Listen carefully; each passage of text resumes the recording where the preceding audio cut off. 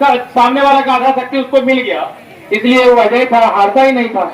रामचंद्र जी को भी जब उनको मारना पड़ा तो छुप के मारना पड़ा, क्योंकि सामने से मारते तो नहीं मार पाते, क्योंकि उनका ताकत ही खत्म हो जाता। तो माइक में और वर्दी में दोनों में बाली की शक्ति होती है। माना जाता है कि हम लोग देखते हैं एक जनती है, तो हम लोग अभी जो है कि अपने टीसी को ट्रेन करेंगे किस तरह माइक पे बोलना है। बोलिए अपने बारे में कुछ बताओ। मैं महिला सिपाही 1999 खुशबू दरभंगा में पोस्टिंग हुई है। ट्रेनिंग सेंटर यार्ड बेगूसराय में है और हम यहाँ तीसरी बार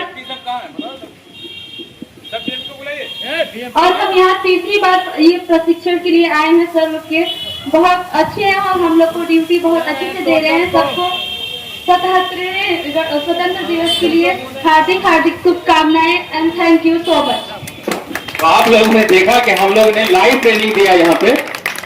इस ट्रेनिंग में मैंने अभी थोड़ा देर पहले जब इन लोगों से पूछा कि भाई कोई भी हाथ खड़ा करो तो बोल सकता है, कोई भी तैयार नहीं हुआ, और जब ये बोलने के लिए आई तो बोल दी। इससे हम लोग एक शिक्षा मिलता है कि हमारे अंदर है क्वालिटी। हमको पता नहीं है, हनुमान जी के वाला हाल है कि हमको पता नहीं कि हम उड़ सकते हैं, उनको याद दिलाना पड़ा कि यू कैन फ्लाई। ठीक है, तो शांति से कम नहीं कुछ कर सकते हैं तो शांति से सुनिए, क्योंकि यहाँ पर जो बातें हो रही हैं नॉर्मल बातें नहीं है। सब अपना एक्सपीरियंस शेयर कर रहे हैं। किसी का 30 साल नौकरी हो गया, किसी का 35 साल नौकरी हो गया, किसी का 1 साल नौकरी हुआ है। सब अपना एक्सपीरियंस शेयर कर रहा है। जो भी लोग यहाँ बैठे हुए हैं, नॉट ए जनरल पर्सन, सभी लोग जो बैठे हुए हैं समाज के अगुआ हैं, कहीं ना कहीं प्रीसियस स्टोन है हमारे सोसाइटी के। उसमें से आपको जो भी सुनने मिलेगा बढ़िया चीज मिलेगा। Very good afternoon all of you those are present over here. आदरणीय प्रभारी जी और जनमानस के सभी जितने भी महान हस्ती हैं, सब लोग यही हैं, मेरा सत प्रणाम। अब आज का दिन बहुत ही शुभ दिन है जो आप सब लोगों से मिल रही हूँ। मैं माउंट लिटररी स्कूल की प्रिंसिपल ऋतु श्रीवास्तव आप लोगों से बात करने के लिए सिर्फ 2 पल चाहती हूँ। आप प्रदान करते हैं और आप सभी लोगों को बहुत बहुत धन्यवाद देते हैं जो आपने हमें बहुमूल्य समय दिया। धन्यवाद, थैंक यू। बहुत बहुत धन्यवाद मैम। आपका शिक्षा के प्रति जो रुझान है वो अतुलनीय है, खगड़िया के लिए एक मिसाल है। इसी के साथ मैं हमारे परम मित्र मनीष सर से भी आग्रह करूंगा कि आए और 2 शब्द उद्गार से व्यक्त करें। आप लोगों को बताऊं कि मैं शाहपुर कमाल थाना में था, वहां से स्पेशली जो है झंडोत्तोलन के लिए मैंने इनको इन्वाइट किया है। ये इनकी कसम दीक्षा है हमारे प्रति की जो है आप आए हमारे पास में, ये मेरा सौभाग्य है। आपसे आग्रह है 2 शब्द। आज स्वतंत्र 177वां स्वतंत्रता दिवस के अवसर पर यहाँ उपस्थित तमाम महानुभावों को मेरा हार्दिक प्रणाम, चंदन वंदन अभिनंदन। सम्मानित थाना अध्यक्ष महोदय, यहाँ उपस्थित इस थाना के सारे पदाधिकारीगण, यहाँ के कर्मीगण, यहाँ उपस्थित और विभिन्न जिला से आए हुए सम्मानित जनप्रतिनिधिगण, पत्रकार बंधु मित्रों, भाइयों बहनों, सभी को मैं गणतंत्र दिवस के अवसर पे आप सभी का हार्दिक अभिनंदन करता हूं। जैसा कि यहाँ कोई बात बचा नहीं है बोलने के लिए, मगर मैं फिर भी आपको बोलना चाहता हूं कि पुलिस और पब्लिक का जो कोऑर्डिनेशन होता है वो हमारे समाज का आईना है। हम सभी एक दूसरे से बंधे हुए हैं और जहां तक प्रभारी महोदय का बात है, शाहपुर कमाल में भी रह चुके हैं। पब्लिक का जो इनका कोऑर्डिनेशन है उसके लिए मैं इन्हें वहां जो समय बिता के आए हैं इनके, उसके लिए इन्हें मैं बहुत बधाई देता हूं कि वहां भी इनका जो काम था अनुकरणीय था, इनका जो काम था वो उदाहरण स्वरूप था। मैं आशा करता हूं जब भी हमें कुछ पब्लिक का वैसा काम लगा है खगड़िया क्षेत्र के संबंध में भी, तो मैं जब भी इनसे बात किया हूं, इनका फोन भी एक बार में उठता है और अच्छे काम के लिए आगे बढ़ के काम भी करते हैं। इनके लिए भी मैं बधाई देता हूं कि हम लोग विभिन्न क्षेत्र के हैं, मगर कहीं न कहीं हम लोग सबसे एक दूसरे से जुड़े हुए हैं। अगर सबसे बड़ा कुछ है तो हमारा देश है। हम अपने देश की वाणी को समाप्त करता हूँ। जय हिंद, जय भारत, जय खगड़िया। बहुत बहुत धन्यवाद सर, आपने बेगूसराय और खगड़िया के बीच में सेतु का काम किया है, इसके लिए फिर से आपका धन्यवाद। अब मैं हमारे हरदिल अजीज राज्य जिला अध्यक्ष मनोहर यादव सर से आग्रह करूंगा कि आए और इस दिन को यादगार बना दें।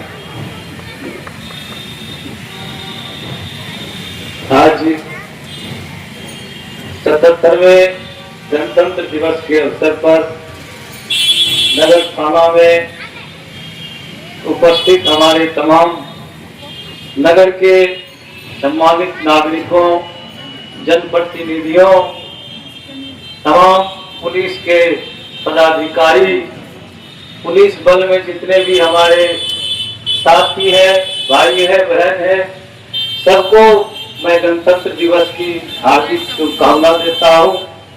हमें अपने देश के प्रति सबको निष्ठावान और ईमानदार रहना चाहिए। अपने देश के उन्नति और प्रगति के लिए सबको एक सूत्र में रहना चाहिए, एक साथ होना चाहिए। हमारे कई साथी, कई हमारे पुलिस के, लेकिन कुछ हमारे साथी पुलिस पदाधिकारी कह रहे थे कि जब अपने कर्तव्य के पालन में हम लोग समाज के बीच जाते हैं तो ऐसा दृश्य देखने को मिलता है जो नहीं दिखना चाहिए। निश्चित रूप से समाज का कर्तव्य बनता है, प्रत्येक भारत के नागरिक का कर्तव्य बनता है कि अपने देश के संविधान को, अपने देश के अंदर जो व्यवस्था बना हुआ है उस व्यवस्था को संचालित रखने के लिए, सुलभ रखने के लिए और मजबूत करने के लिए समाज को पुलिस प्रशासन का सकारात्मक सहयोग करना चाहिए। लेकिन इस बात को भी साथियों आपसे निश्चित रूप से कहीं न कहीं आपके साथ पर कोई उंगली उठा होगा, कोई दाग होगा। जरूरत इस बात का भी है कि अपने जो चेहरे का दाग है उसको मिटाना चाहिए। समाज में कई तरह के लोग हैं, हर तरह के काम हैं, अपने अपने काम में लगे रहते हैं। घटना करने वाले का भी एक टीम होता है, गैंग होता है, और घटना के इर्द गिर्द बहुत सारी बातें होती है। कोई घटना घटी, एक मासूम बच्चे के साथ जघन्य अपराध हुआ, FIR करता है, उसमें एक दो नहीं दर्जनों निर्दोष लोगों का नाम आ जाता है, तो फिर आप कैसे उम्मीद करते हैं कि समाज के लोग आपके लिए खड़े रहे दरवाजा खोल करके? आपको भी अपने अंदर सुधार करना पड़ेगा। आपकी कौन लोग हैं कि वर्दी पहन के अपराधी का काम कर रहा है? वो कौन लोग हैं जो एक निर्दोष को जो है अपराधी बता रहा है? आपको ताकत इसलिए नहीं दिया गया कि आप किसी निर्दोष को जेल भेज दीजिए, किसी निर्दोष को जो है आप अपराधी करार दे दीजिए। आप भारत के वीर सपूत हैं, आप भारत माता के वीर सपूत हैं। आपके कंधे पर ये भारत के आम नागरिकों की सुरक्षा की जिम्मेदारी है, यहाँ के आम जनता, आम जनमानस के सुरक्षा की जिम्मेदारी है। आप भारत के, हम तो बीते अपनी भारत माँ के वो सपूत हैं जिस पर सबका ये उम्मीद रहता है किसी पर कोई अत्याचार हो, किसी को के साथ कोई घटना हो तो तुरंत कहता है कि पुलिस को फोन लगाओ, बड़ा बाबू को फोन लगाओ। सबसे पहले आपको याद करता है ये भारत के नागरिक, हमारे समाज के लोग। लेकिन तब तकलीफ होती है, तब समाज के लोग आपसे मुंह फेरने लगता है जब समाज में जो निर्दोष लोग हैं, अच्छे लोग हैं, जो पुलिस को मदद करने वाले लोग हैं, उस पर कहीं न कहीं छींटा पड़ता है। तो इसलिए जरूरत से ज्यादा हमको लगता है कुछ बोल दिए, इसलिए अगर हम कहीं ज्यादा बोल दिए हैं तमाम लोगों से क्षमा चाहेंगे। और मुझे अच्छा लगा कि खगड़िया बहुत बहुत धन्यवाद है आपके अनुकूल शब्दों से बड़ा मन प्रफुल्लित हुआ। कहा जाता है कबीर दास का एक पंक्ति है कि निंदक निरिये राख किए आंगन कुटी छवाए, और दिल साबुन पानी बिना निर्मल करे सुहार।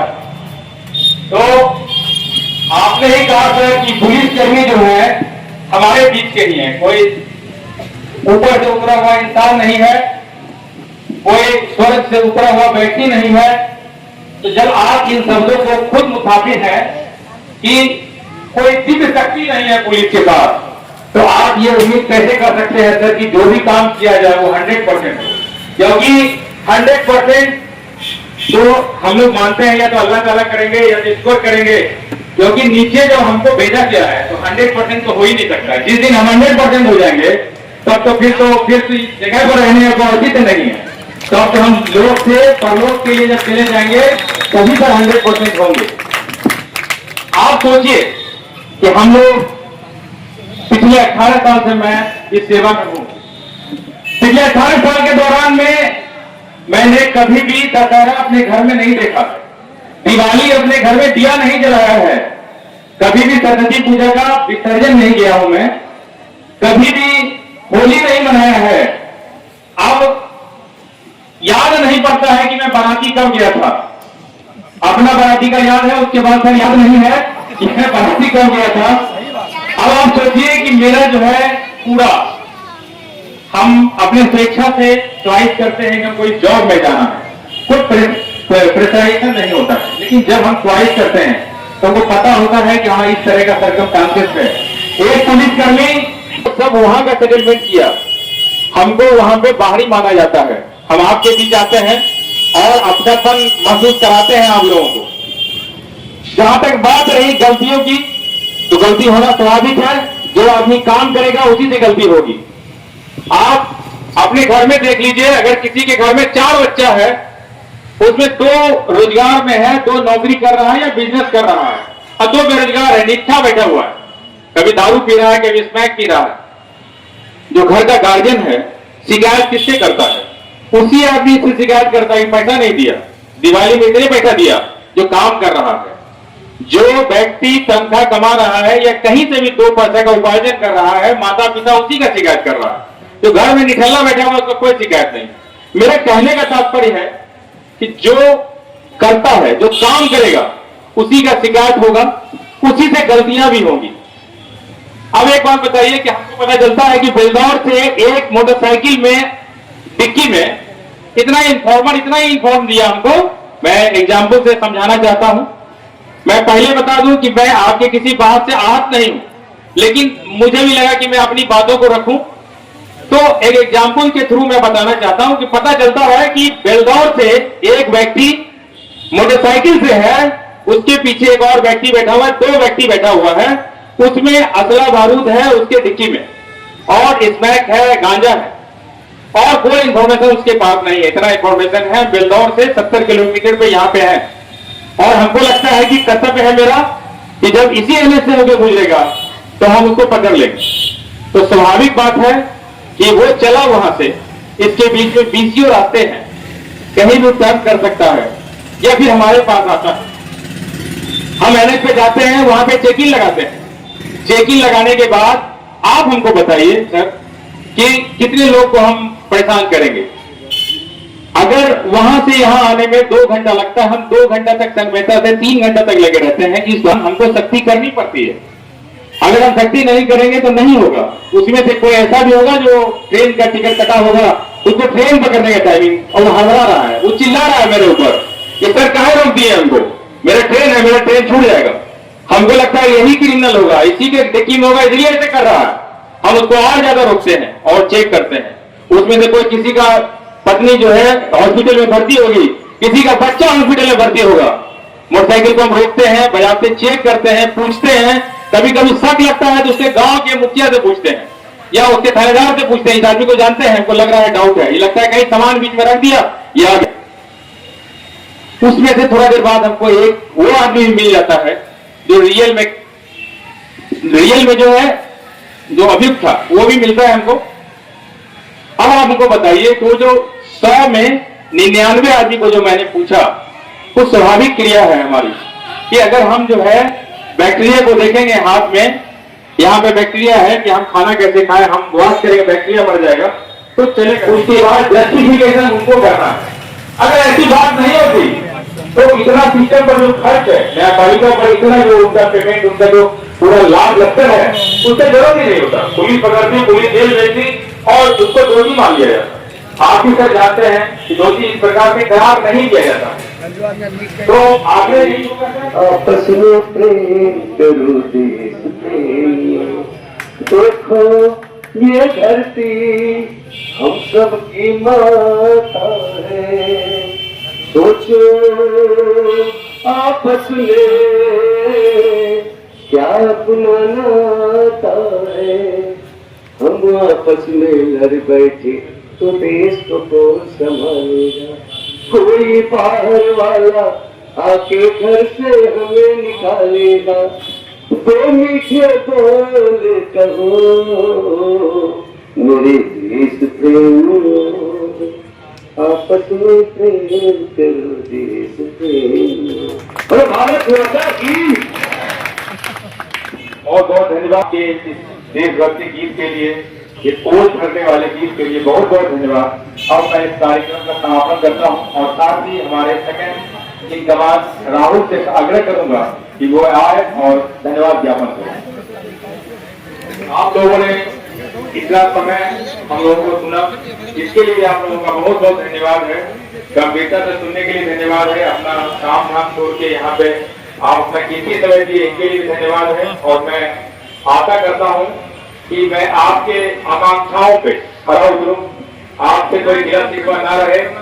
जब मेरा इच्छा यही है कि जब मैं खाने से बदल के जाऊं तो लोग जब पूछे कि गुप्ता जी चले गए तो उनके मुंह से ये निकलना चाहिए, जा गुप्ता जी चले गए। ऐसा नहीं निकले कि हाँ ठीक है वो चले गए, ये निकलना चाहिए कि जा चले गए गुप्ता जी, तो लगेगा मुझे मैं यहाँ सार्थक होके गया हूँ। प्रशस्ति पत्र हमारे सीनियर हमारे काम की वजह से देते हैं। एक सच बताता हूँ, मैंने जब इस धर्मभाग को कहा मेरा रोम रोम खड़ा हो गया कि सच्चाई यही है कि हम लोग का प्रशस्ति पत्र यही होता है कि जब हम लोग दूसरे थाने चले जाते हैं और वहाँ के प्रमुख साहब हमारे लिए यहाँ आते हैं, ये गौरव की बात होती है। बात दूंगा, आपके घर का बच्चा हूँ, आप ही के घर का भाई हूँ, आप ही के घर का बेटा हूँ। गलतियां होंगी, आप जब भी कहिएगा हम उसको सुनने के लिए तैयार हैं। आपको एक बात बताऊं कि 17 महीना से मेरा एक चेंबर दिया गया है स्पेशल। 17 महीना में मैंने अपने चेंबर में 17 दिन भी नहीं व्यतीत किया है। हम जो है थाना सरिस्ता में एक अपना कुर्सी टेबल लगाए हैं। यहाँ पर जो भी थाना पे आते हैं सबको भी पता होगा कि बड़ा बाबू कहाँ बैठते हैं।